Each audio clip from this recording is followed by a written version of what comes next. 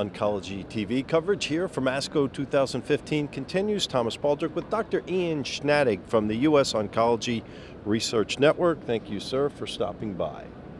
Let's talk about the efficacy and safety of Rolapitant for prevention of chemotherapy-induced nausea and vomiting. Let's start with what is the mechanism of action with this drug? This drug works by binding tightly to the NK-1 receptor. The NK-1 receptor is associated with chemotherapy-induced nausea and vomiting in both the acute first 24 hours and delayed 24 hours to 120 hours following the delivery of chemotherapy. So we know that's an active receptor within the central nervous system, and this NK-1 receptor antagonist binds with great affinity to that receptor, and that's its associated mechanism of action. So with this study, what were you looking to do? What was your objective? So this study comes on the heels of a larger randomized phase 3 trial, our registry trial, which was presented at last year's ASCO, evaluating patients receiving single-day moderately emetogenic chemotherapy. That study met its primary endpoint of improvement of complete response.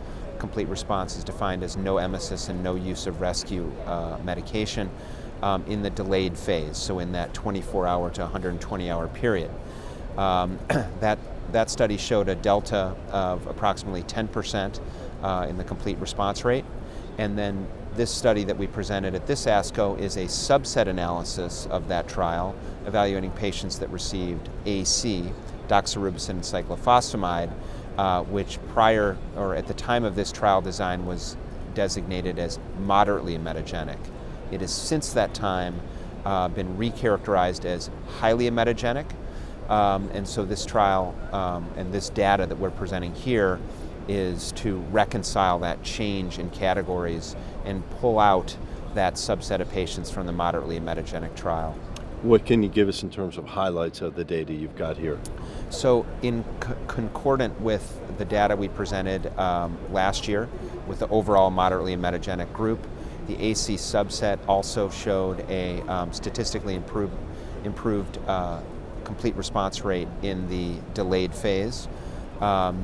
It did not meet statistical significance in the acute phase, but did in the overall phase. We also saw improvements in time to first emesis, and so what we've seen here is concordant with the larger study group that we presented last year, and we believe that Rolapitant has activity and efficacy in patients receiving AC-based chemotherapy. And how about future investigation? So, well, I'll also just mention Paul Hesketh's poster, which he presented as well, looking at the carboplatin subset, as well as other non-AC moderately emetogenic chemotherapy, and that study was positive in both of those subsets, as would be expected. Other areas of investigation include investigator-initiated concepts, looking at other clinical spaces. Area of interest might be chemoradiotherapy, and so really looking at other clinical spaces in which to investigate the role of NK-1 antagonists to alleviate the symptoms of chemotherapy-induced nausea and vomiting. Well, thank you, sir, for coming by today, and we'll see you again down the road, but thanks very much for your time. We appreciate it. Thank you, sir.